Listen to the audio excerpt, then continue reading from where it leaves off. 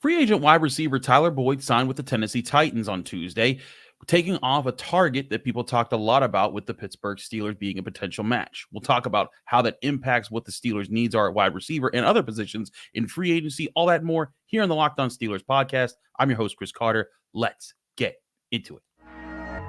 You are Locked On Steelers, your daily Pittsburgh Steelers podcast, part of the Locked On Podcast Network, your team every day.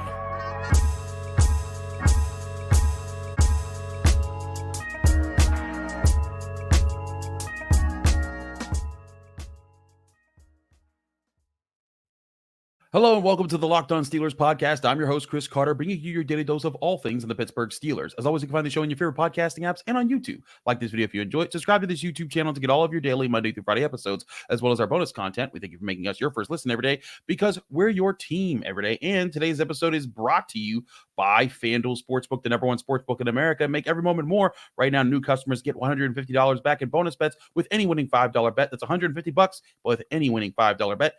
Visit FanDuel.com/lockedon to get started. All right, let's get to the big news. And it's not huge news. It's just more so like, hey, acknowledging that the pool of available free agents, especially wide receiver, are thinning. Tyler Boyd, former Bengals wide receiver and also former Pitt wide receiver, now signs with the Tennessee Titans. But also, I don't want to just talk about the fact that he's signed and he's gone, but also at the deal that he signed and what that most likely means for how the Steelers have even approached this whole situation.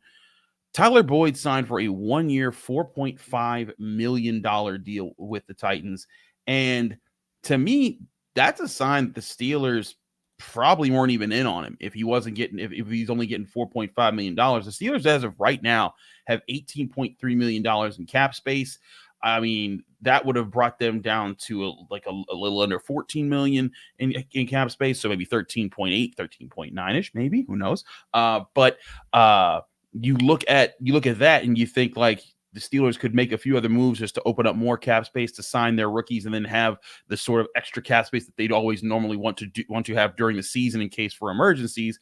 So to me, that shows me that the Steelers weren't really that hard on Tyler Boyd. And it kind of goes back to what we've been saying for a bit on this show. I think the Steelers plan to finish the wide receiver group with how they want to set it into the regular season means a move's going to be coming, but not anytime soon. It probably will come sometime maybe after June 1 when, a lot of the contracts go set into place, or even around, during, or after training camp when teams start to feel out where they don't want their players. And that, to me, I think is another sign of just what the Steelers are actually planning here to fill out their roster, especially at wide receiver.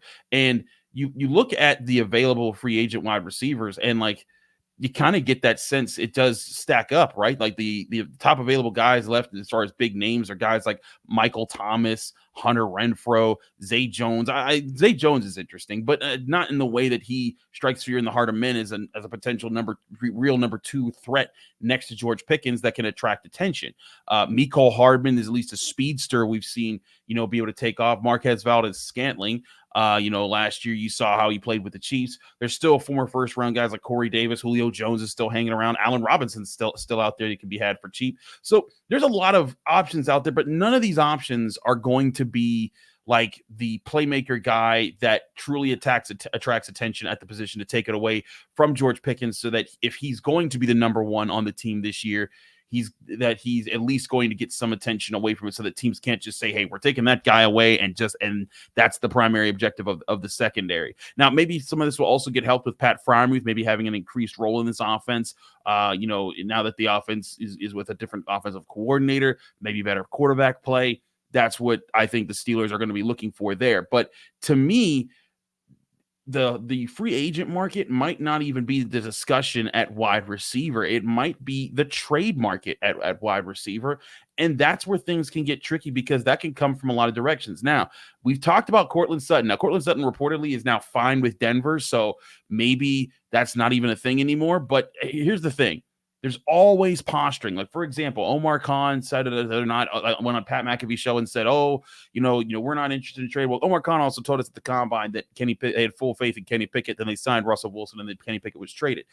I think it is the job of Omar Khan. And I say this all the time if you go back to episodes way back with me and Josh Taylor over the years, we often say read the tea leaves when they're telling you things, because oftentimes the things that coaches and GMs and people from organizations are telling you, they're not meant to be holding their face, but that you can usually tell what they're hiding if you kind of piece together when and how they say things. Like times when Mike Tomlin says something about a game plan and brushes this off, but it turns out that there was a direction kind of there. If you kind of listen to what he said, it wasn't explicitly said by him, but it certainly was there. If you look through, you're like, you know what, this made sense. He didn't not say this thing here that meant this over there. And I think that that's what Omar Khan's trying to do, or not even really leave tea leaves, but just trying to play defense on the Steelers plan. The Steelers don't want teams to know exactly what they're doing right now. They want teams to think that they're not that interested in a wide receiver, because then if the teams realize that they're not that desperate, well, like, okay, well, guess we can't press these guys for a higher draft pick when the trade comes around. That's all that is. So whenever like a GM or someone talks at that point, it's good to listen to them, to see their points of view, to pick up on nuggets and information, but don't take it as the Bible as far as how they're going to handle something right then, unless there's like certain things that make a lot of sense, like when they're, like certain practices that are just very common knowledge. But when it comes to the Steelers' plans, I don't put it past them that they are just waiting until someone either needs to get rid of a wide receiver that they find that could be useful as a number 2 option, or someone needs another position, or another, needs to make some sort of move, or a cap move of some sort. And that leads to the Steelers saying, hey, you know what? We can work with that. We can give you, like, for example, I brought up the other day on the show, Dan Moore Jr. Let's say someone's starting offensive tackle goes down at some point, in training camp, and they need a person who has starting experience. And well, Dan Moore Jr. has 3 years of starting experience. And while having Dan Moore Jr. as a backup for Broderick Jones and Troy Fautanu this year would be a really good thing to have. If you could trade Dan Moore Jr. on the last year of his contract for a playmaker wide receiver that's going to be able to start, you trading a backup for a starter, that could work. Now, granted, the Steelers aren't going to get like a Justin Jefferson type, or to put guys like that out of your mind. Those aren't the players that they're going for here. You're looking for guys that are older number 1s, or older number 2s that aren't yet, haven't quite taken over for a team, or they're on their last year or 2 of their contract. That's why I thought Courtland Sutton made a whole lot of sense for the Steelers. But there's other people who do make sense for the Steelers. And there was one brought up based off of some of the moves recently in our mailbag. I want to get to the mailbag and a few other things here on the Locked On Steelers podcast, because I do think there's some options here. And I also still think there's moves to be made in free agency that don't necessarily involve wide receiver. We'll get to those all next here on the Locked On Steelers podcast. I'm your host, Chris Carter. Stick with us. We'll be right back. But first, I want to remind you this show is brought to you by FanDuel Sportsbook, the number 1 sportsbook in America. It's playoff time in the NBA and the NHL, and man, it is cooking right now. People are flying everywhere in the NHL, running into boards. The NBA is going crazy. Edwards has Jokic and the Nuggets on lock. It is crazy right now, and you still have baseball, and all these different things can be bet on right now on FanDuel Sportsbook, the number 1 sportsbook in America. Right now, if you're a new customer of FanDuel, just place a $5 bet. Win or lose, you get $150 back in bonus bets guaranteed. That's $150 back on that you can use on point spreads, money lines, player props, and so much more. All the different bonus bets from slap shots to home runs to slam dunks. All the things that are going on in sports, and all in an app that's safe, secure, and super easy to use. Just visit FanDuel.com/LockedOn, and you'll make your first bet an automatic win. That's FanDuel.com/LockedOn for new customers to get $150 back in bonus bets guaranteed, and that's from FanDuel, America's number 1 sportsbook.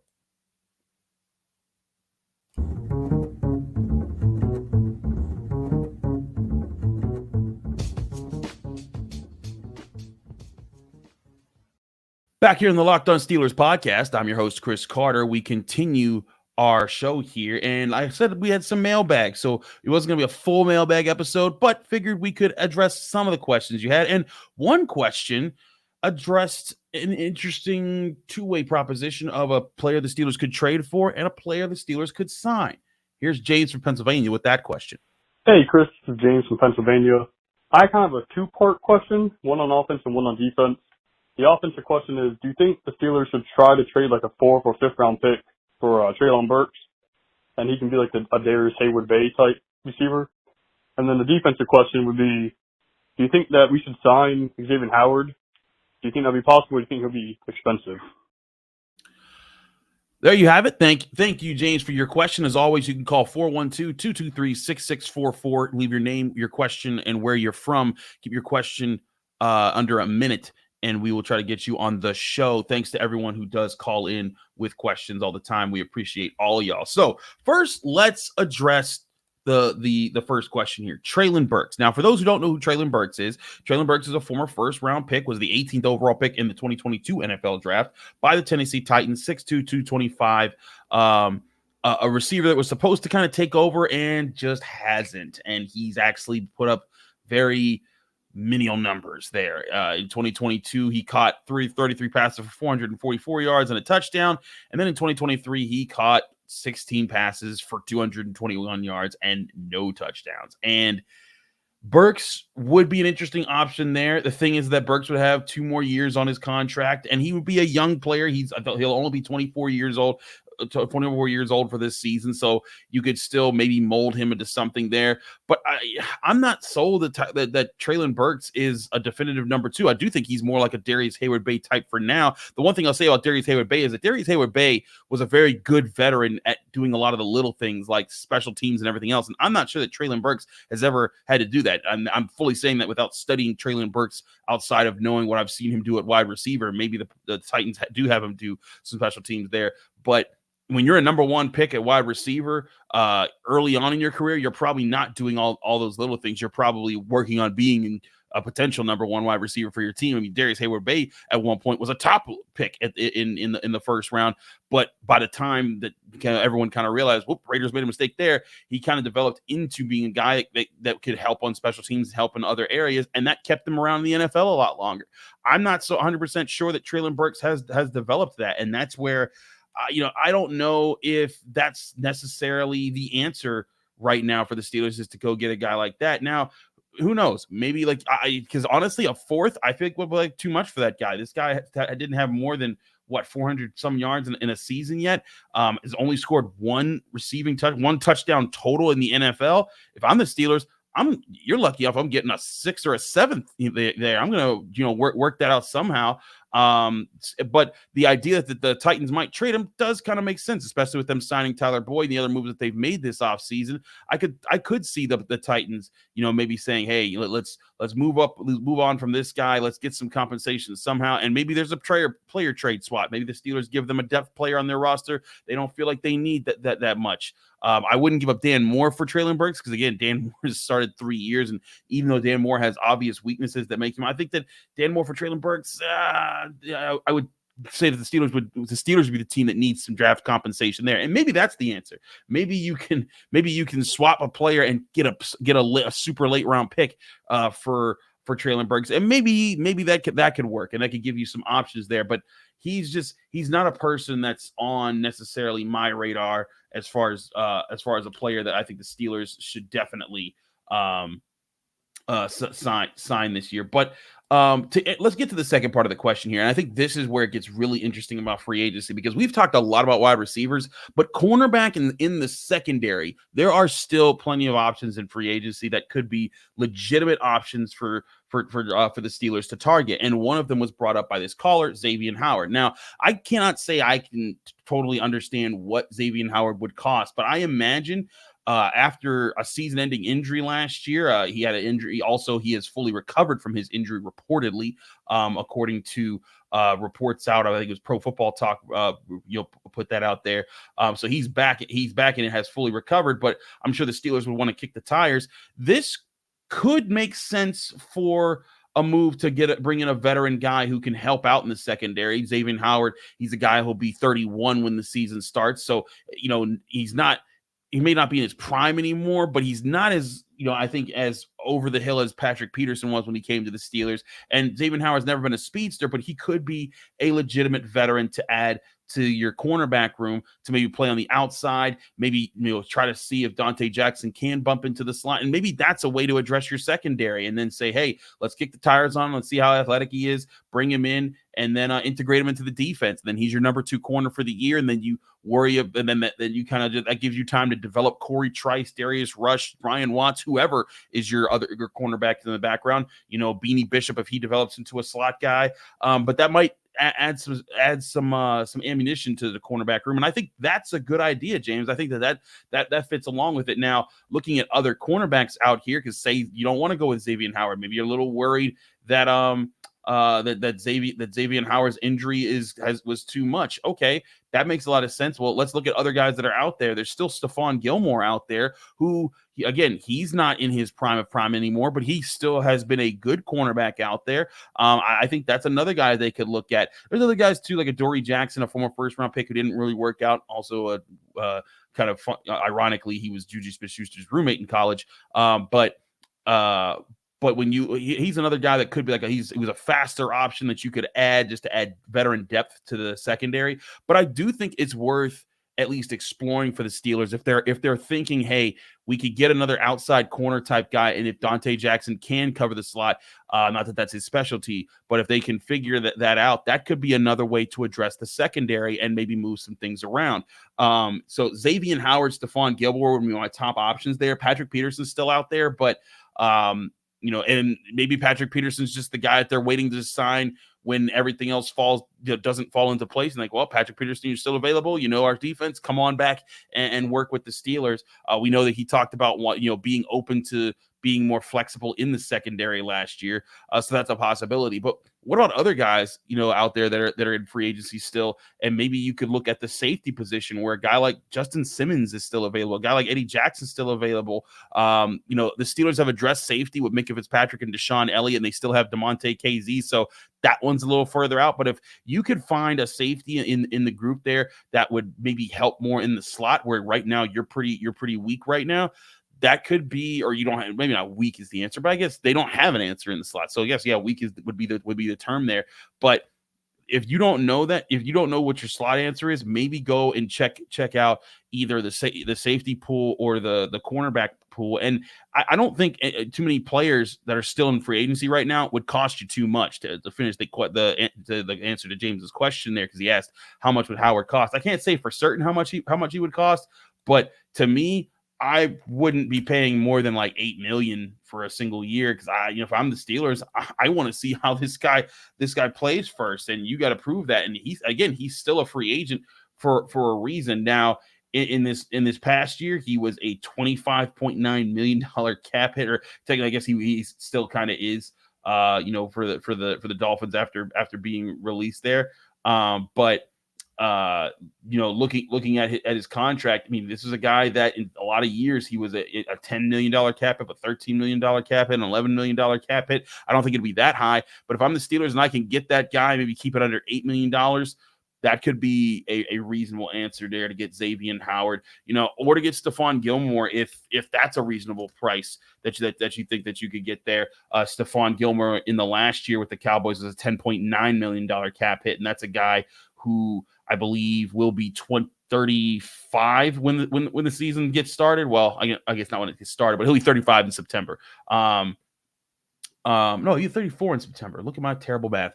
But point being, Stephon Gilmore is a guy that you could maybe sign there, but none of these guys are long-term options. They could be stopgaps that if you don't figure anything else at the cornerback position, I think those might be the more likely free agent signing moves that could happen, or just a smaller, lesser-known slot cornerback option there. I think that's what the Steelers are looking at in free agency, and makes a bit more sense there for the long term. But we still have other questions to get to here on the Locked On Steelers podcast. I'm your host, Chris Carter. Stick with us. We still got a lot to cover, and we'll be right back right after this.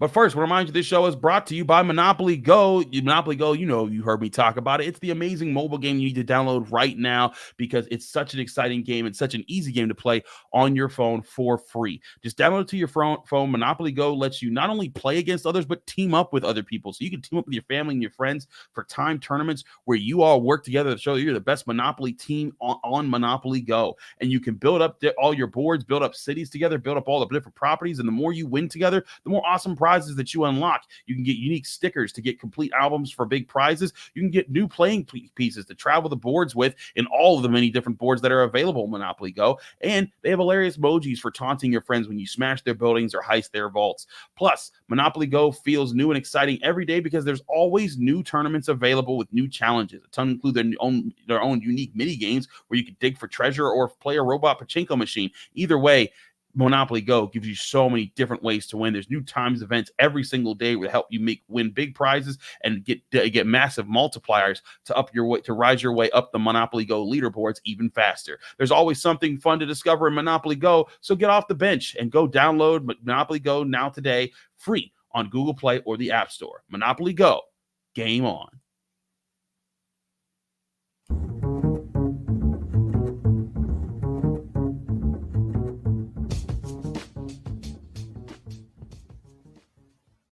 Back here on the Locked On Steelers podcast, I'm your host, Chris Carter. We continue the show here. I want to get some more mailbag questions out of the way. Like we said, we had a lot after the draft, and we started to get some more pouring in based off of what we've seen in the just people just wondering what's happening with the Steelers in the offseason. Remember, rookie camp starts Friday. I'll be there along with my colleagues at the Pittsburgh Post-Gazette. So read all the work at post-gazette.com for those updates. But I'll be there updating you as well.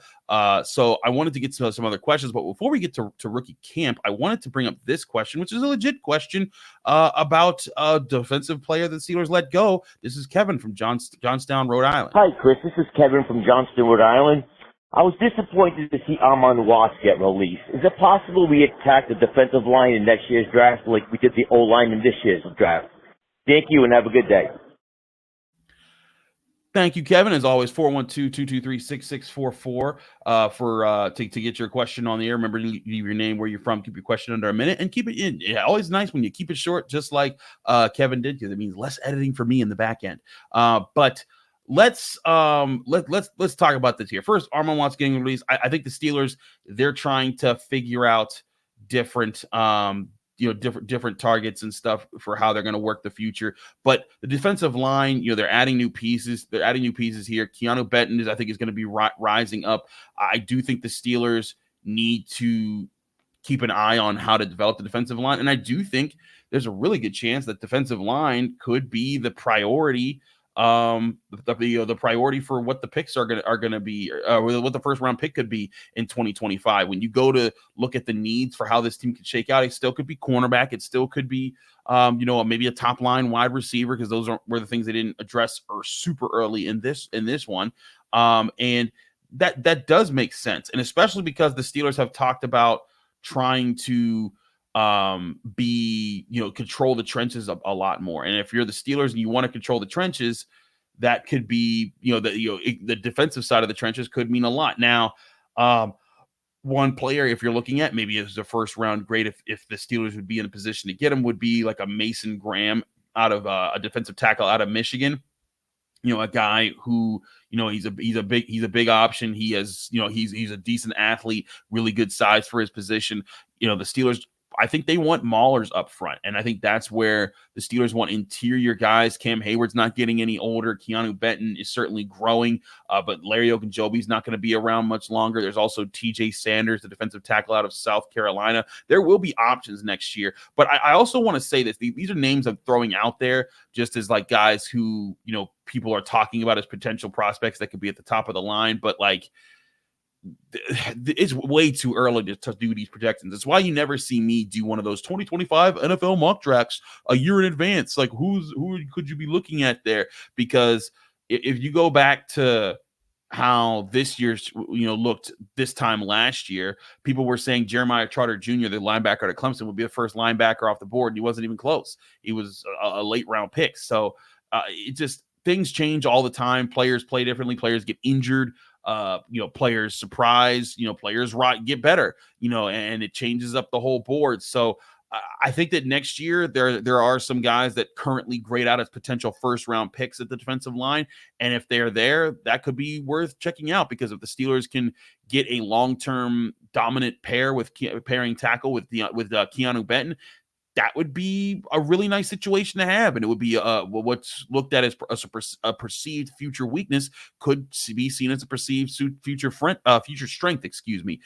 So defensive line, maybe not a major need in 2025 NFL draft, but certainly it will be up there. It just depends on how things continue to develop this year. And who knows? Logan Lee, the guy out of the Iowa that they drafted super late, maybe he develops from being a tweener. Maybe he becomes like a solid depth piece. And there's times that you luck into those type of situations. Maybe DeMarvin Leal, doubles back and improves this year for how things go. But that was part of what really worked for the Steelers in the 2000s when they got Brett Kiesel. Brett Kiesel was just a super late round pick that turned into a starter and a really good starter. And sometimes it helps to hit on those types of guys. So maybe one of these guys can be a Brett Kiesel and can line up with Keanu Benton, and will keep the Steelers from having to invest a super high pick at the position. But betting against that, I think it would make sense for the Steelers to target the defensive line early in next year's draft or in free agency when we get there. But again, that's a long way off. But what's not a long way off is the season as much, because some people have some legitimate worries about a key Steelers star who ended the season injured.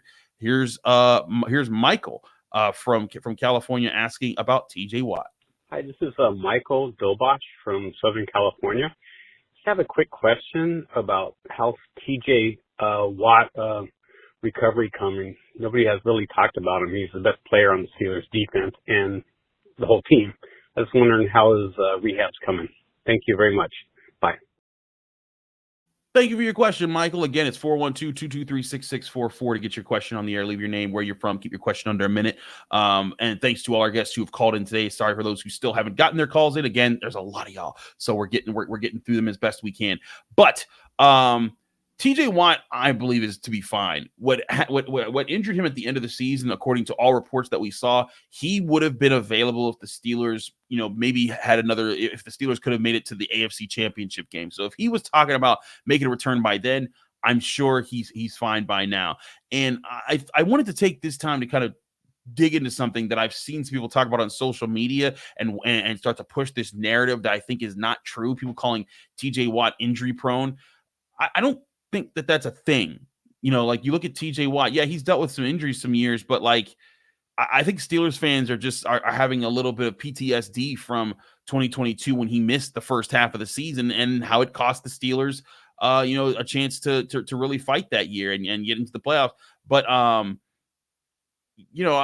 look at that and I think that hasn't been like, that's only happened one time in his career. Granted, it was really disappointing that he couldn't play in this playoff game against the Bills, but the shot he took to his knee would have taken out anybody. That wasn't an injury prone thing. That was just hey, bad luck, bad time. But everything we've seen is that he's fine. He'll be ready to go for the season and everything will be fine. But like, look back throughout all his years every year outside of 2022, he's never played less than 15 games other than that one season. So like you're talking about in the 16 game seasons, he missed one game. Sometimes he was missing those games because he was being benched, like in 2020 when they benched half the team at the end of the regular season to get them fresh and ready to go. In 2018 and 2019, he played all 16 games. So if anyone starts to tell you that TJ Watt is injury prone, if he suffers a big injury this year, that would be a certainly something to note. He gets bumps and bruises like anybody else. And, if you look around the league, I think everyone Steelers fans get self-conscious when they see a player get hurt and they're like, oh, this only happens to us. Look around the league, man. There's plenty of times that a lot of other people get hurt. I also want to point out, I am not saying that to our caller who didn't ask all of that. Our guy, Michael, just was asking about the Watt injury situation, but from everything that I've heard, he's fine. He'll be fine for training camp, and that's all that really matters there. But I wanted to take that question and this opportunity to talk about the Watt situation because people are going to say he's injury prone. He's not. Like, Joe Burrow has missed more perhaps half seasons than TJ Watt. So I think that he's fine. I think he'll be back fine. The Steelers need him to not get hurt this year. That certainly would be a big help. But I mean, look at the plays he was making this season. This is a guy who finished the year as one of the best players in the NFL. Again, a lot of people argue should have won the defensive player of the year with 19 sacks, also had an interception, also had 8 passes broken up, 4 forced fumbles. It just was all over the place. 19 tackles lost. Like, it's just he I think that TJ Watt is just fine. To say all that, I think that is a misnomer if someone is telling you that TJ Watt and any injury problems there are an issue. But that's all we have time for today. Thanks again for tuning into the Locked On Steelers podcast. I'm your host, Chris Carter. Follow me on Twitter and Instagram at Carter Critiques. Read my work at the Pittsburgh Post-Gazette, post-gazette.com. And then find me here on the Locked On Steelers podcast every day, Monday through Friday, breaking down your Pittsburgh Steelers. Back tomorrow with more on your Pittsburgh Steelers right here on the Locked On Steelers podcast.